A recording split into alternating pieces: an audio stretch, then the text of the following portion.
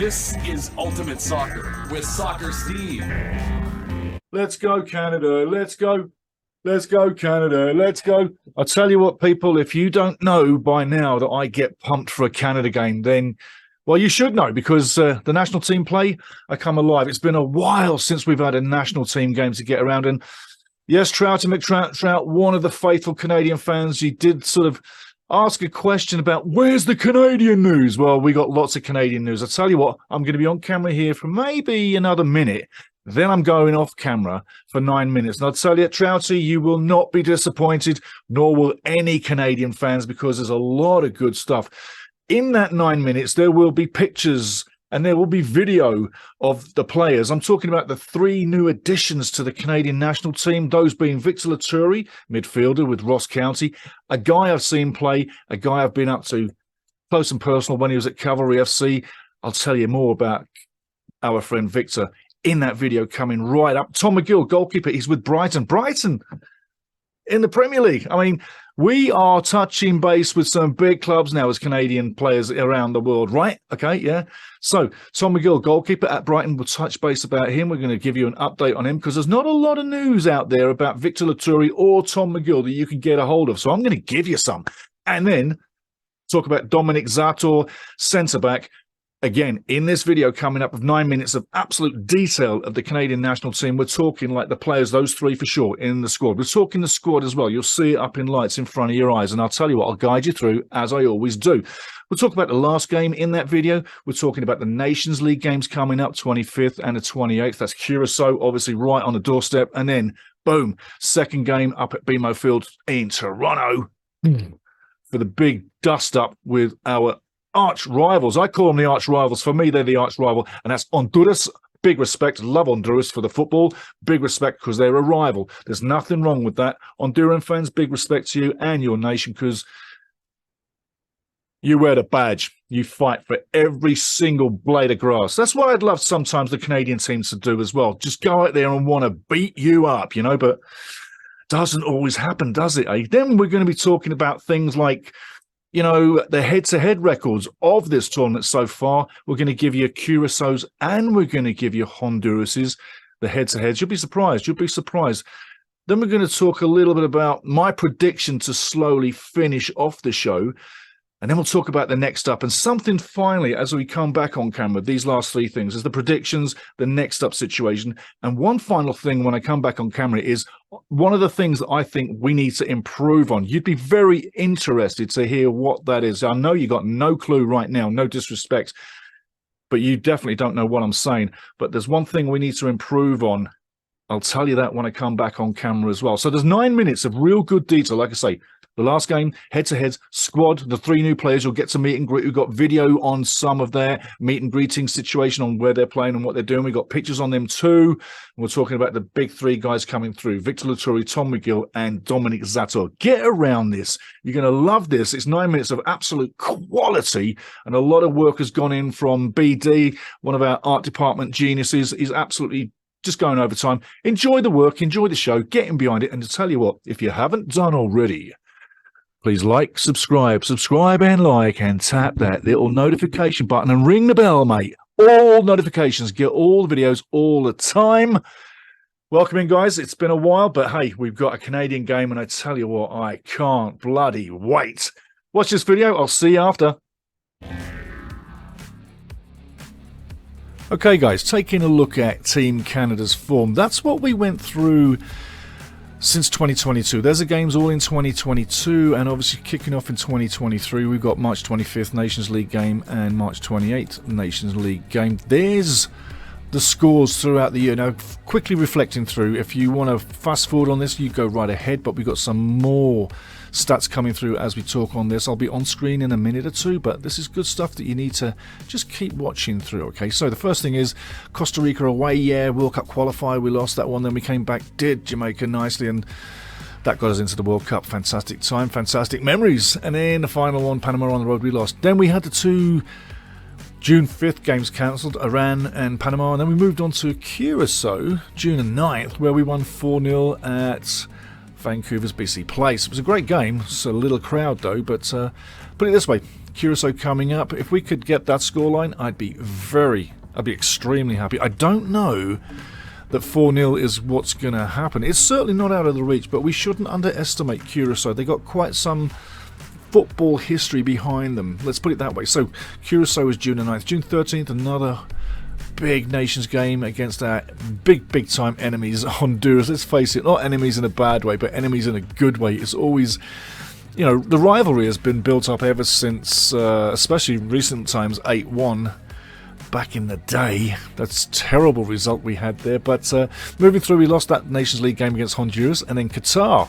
We had a 4-batch friendlies in the build-up to the World Cup. Obviously, you remember taking on Qatar. We beat them 2-0. Then we lost to Uruguay 2-0. But we played really well in that Uruguay game. I mean, let's face it. If we'd have had a bit better finishing, I think we would have actually come out of that game with something. Then we had Bahrain on the road, 2-2. Bahrain really did surprise people with that result. It was a big result for them. Wasn't bad for us. 2-2 on the road. Hey, anybody could take that. And then a friendly against Japan, winning 2-1 over Japan. Now, that was a little bit of a surprise, yeah?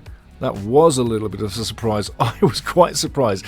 Then we go to the World Cup. Bada boom, bada bing. You saw it. Belgium lost 1-0. Croatia, we lost 4-1. And Morocco, we lost 2-1. And big up to Morocco. But didn't they have a fantastic World Cup? Which leads us up to the next 2 games pretty shortly. But last 10 games. Canada, it's not great form. It's 3-1-6. Let's hope to get some better form in the next couple of years. And remember, we're 53 in the world rankings right now. The FIFA World Rankings, we're 53. The last game we played as a nation, men's team, December 1st, when we lost 2-1 to Morocco. It's been that long since we've played a game. So, last 10, it's 3-1-6. Let's take a look at the head-to-head between us and Curacao. There you go. You've got it right there in front of you. 2 games played. And let's take a look at the bragging rights. Yes, Canada is definitely ahead. 100% record there with the bragging rights against Curacao. Now, when you talk about Honduras, well, that's a different story. That's a different story altogether, right? I mean, take a look at these games. Yeah, your last 10 meetings.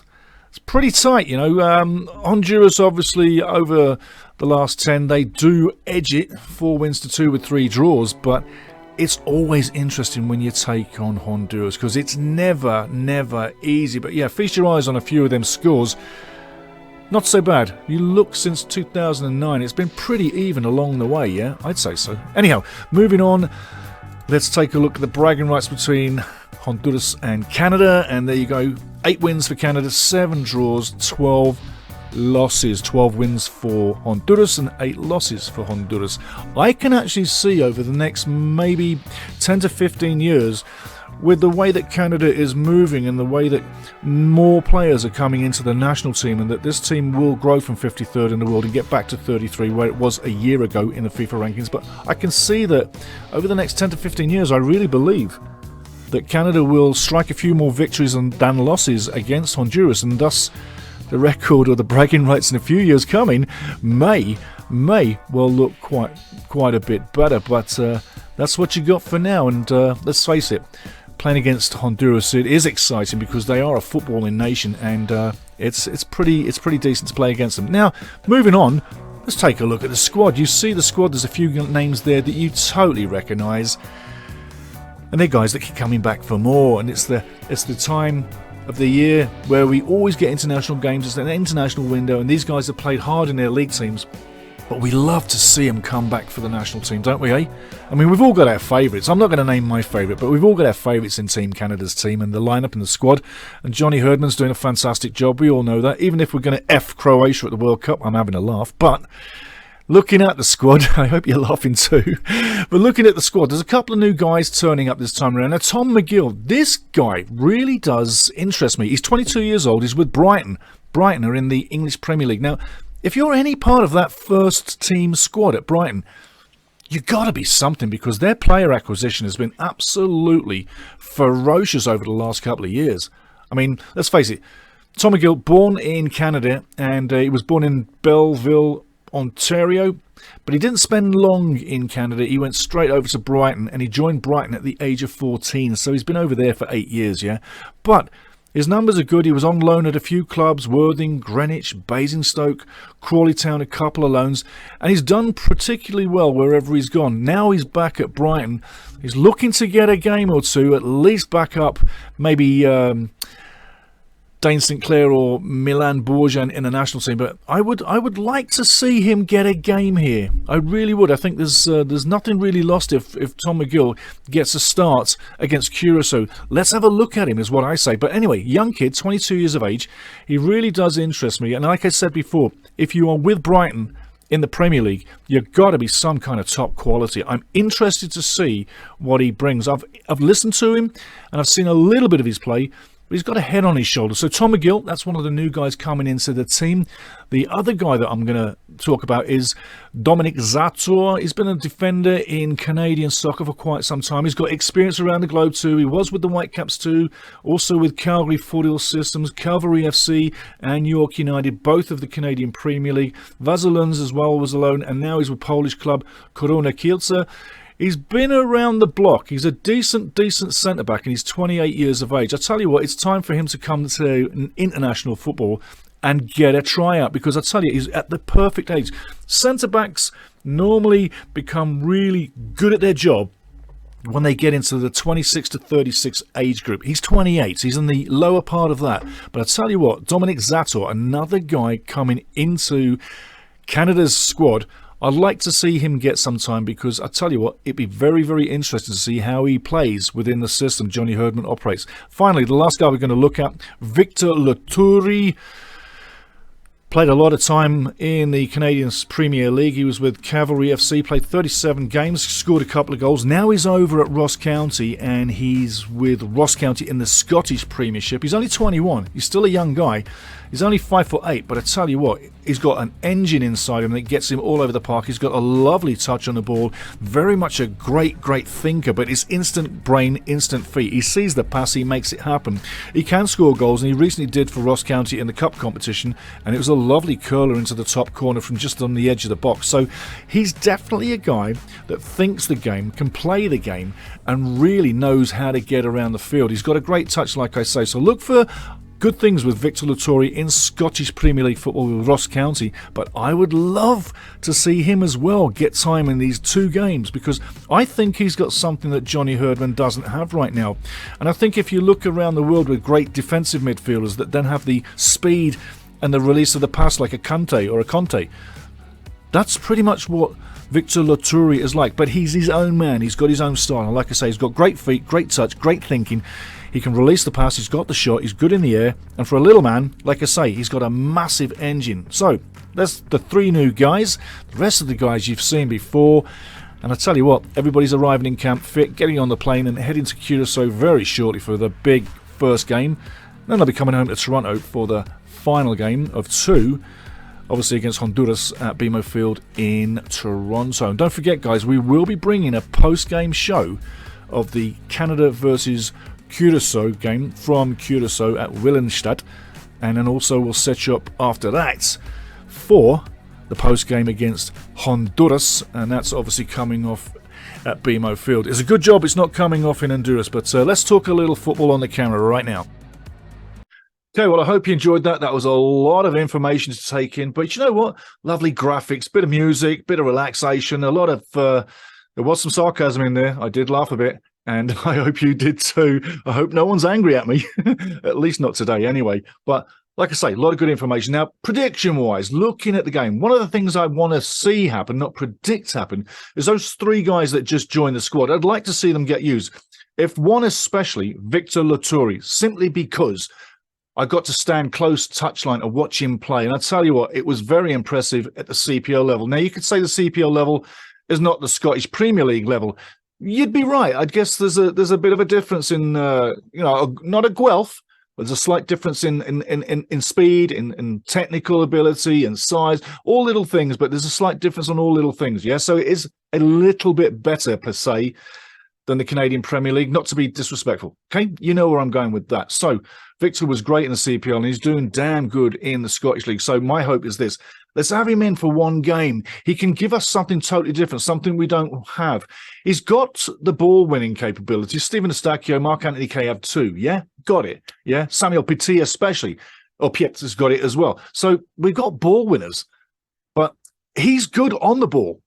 And he's precise when he shoots, he's precise when he passes, and he can see things unfold. So I'd like to see him get some time. I think for me, at 21, the way he's performing for his club, he's one for the future. That's all I'm saying. Now, as for predictions on the games, in Curacao, I think, yeah, we got a win on the cards. And as for the team, don't ask me right now because, let's face it, things can change day by day. But you've got the squad to relate to, and you know who's going to be in the front line. You know, it's going to be JD, Johnny from David. It's going to be Tajon Buchanan. Carl Larin's going to be there. You know, by the way, Carl Larin's out on loan from Brugge at Valladolid. He's doing very well. 8 games, 5 goals. Kyle's coming in with some confidence that he wasn't getting at Brugge. So good for him. So with the Curacao game, I can see it. I'd say the start line, the bench line, when you look at it, is a 1 or a 2-0 road win. That's the start line. I don't care who scores, but I could see one of the forwards getting it done. They're going to make it difficult, but at the end of the day, no disrespect to Curacao, they may well come up short of ideas on the offense, but they're going to keep it cagey on the defense. They're going to pack 2 buses instead of 1 bus. They're going to have 2 lines of 4 minimum to try and contain us, and you'll see maybe the strikers not play lateral, but one in behind each other to fill in before that first bank of 4. So they'll have 9 guys defending, plus a keeper. So it'll be a 10-man wall. We just have to basically bide our time, use our experience, and literally do the simple thing. If you can't get through, go over, go wide. Don't bother doing the one-on-one. And you know the one thing I don't want to see? I don't want to see Alfonso or anybody try to dribble. I want to see us doing the passing game. That's what we need to get back to. And that's what I was saying. We need to improve on something on the field. That's where I think we need to get back to where we were a while ago. You see, a year ago, we were 33rd in the world. Now we're 53rd in the world. We've enjoyed the World Cup, and it was fantastic. And I tell you what, I had tears rolling down my face all 3 games. I was so proud, so happy, so emotional. But there comes a time after the emotion that you got to get your feet back on the ground and see reality for what it is. And right now, we need to get back to playing football on the floor, not in the air, and pass and move like we were doing through the first phase of qualifying towards the mid phase. We were electric. We need to captivate and get that back. That was the form we had, and that's the form we need to ride with and finish with. And if we can do that and get back on that page, I'll tell you what, we need to get that system going for the Honduras game. It's good that we play Curacao first. It warms us up for the Honduras game in BMO. But here's the deal. I'm saying it's a 2-0. That's where we need to be. It could be more. If it is, wonderful. Really is. But let's get out of Curacao without any injuries and without a red face. We don't need to draw this one. If we draw this, it pretty much puts us behind the 8 ball for the BMO game against Honduras, where Honduras could come in and really just mess it up and go for the draw, and they'd go through and we wouldn't. So you've got to win this game. It's vital to win it. I think the 2-0, like I say, is therefore. And moving to the Honduras game at BMO, it's going to be time. But I think that's where you're going to see our guys, no disrespect, bounce off this Curacao game and find another gear to go up against Honduras, because they've had this as a warm-up preparation game. No disrespect, Curacao, but they may well use this as a preparation game for the big game against Honduras. That's what I'm seeing. So at the end of the day, the 2-0 against Curacao would basically be a good way to prep for Honduras. Again, when we get to BMO Field, that game is monumental for qualification. I think that normally you've got to say a 1-0. You've got to show some respect to Honduras. And let's face it, they beat us last time out 2-1. So they're not going to come in and give it away. They're going to come in and try and get a draw as much as they can, or even sneak a shocker, yeah, a 2-1 on the road. So I think with the quality and the taste in the mouths of the players and wanting to qualify and not wanting to drop out of A-League, yeah, being in the top league in Group C, I think that we need to see the guys put in a 100% performance, everybody get on the same track. And again, if we can use one of those 3 new guys, that would be great. I do think, however, on the goalkeeping side with Tom McGill from Brighton, I think he could have a chance, possibly, same as Dane Sinclair, let's start against Curacao. But I think you're probably thinking of Milan Bojan starting against Honduras, as he probably should do. Okay, guys, that's what we got for you. We got a post-game coming up on the 25th of Curacao and on the 28th of Honduras' games. Join us for that. The next show we're going to be doing is a Wrexham show for the Wrexham fans. And big up to Wrexham fans who are watching in now, who have subscribed recently. But the next show we're doing here at Ultimate Soccer is the Wrexham show, and that is a pre-game for the game coming off at the Racecourse Ground, and that's York City. So get ready for that, and get ready for the pre-game and the post-game as we move forward for the International Games Canada fans. As you know, get ready for my post-game. And if it's a good game, then you're going to see some good things and you hear some good things. If it's not, then you're definitely going to hear a load of it. And it might well be interesting and a bit tasty. But I'm looking for the win, and I got a smile on my face, and I'm going to enjoy this one, and I hope you do too. If you can't get to the game, you can't watch the game, get back here, listen to the post-game, and you'll know where you are. And once again, please, please, please, please, please, I say, pass this around to all your mates in soccer for Canada and around the world, because honestly, we're trying to create a special channel here at Ultimate Soccer. And if you subscribe, you're in a special place, because nothing is offside and everything goes. And we all click along really like one happy family. It's a real special channel because of you guys. And that's why we build it, and we keep building, and we're going to keep building it and bring more special stuff as we go through. And when we go live, when we've got 1,000 subscribers, hey, that will be fantastic. And by the way, right now is our 2-year happy anniversary. We're 2 years old at Ultimate Soccer. So say happy birthday to us, guys, and wish us well, and tell everybody about us, and get us to 1,000 so we can go live and basically commentate games and do all magical stuff, not just where Canada is concerned, but where everything's concerned Canadian, especially here in Canada. And also, where the Wrexham's concerned as well, I can do your live commentary too. So, everybody, have a great, great, great, great, great day. Do whatever you're doing. Get ready for the international games wherever you are. And if there's something I've missed or something you want me to chip into, hey, down below. Or email fifascup@gmail.com. It's on the Ultimate Soccer Show YouTube page. Just click onto the About. Click the email, bang, you'll get it. fifascup@gmail.com. It sounds all so FIFA, doesn't it? Yeah.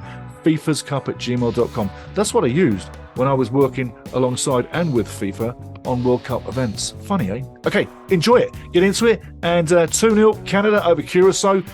And Honduras, I'm thinking it's a 1-0 to Canada. That's what I'm saying. Tell me what you're thinking. Enjoy the show. If you hate the show, tell us why.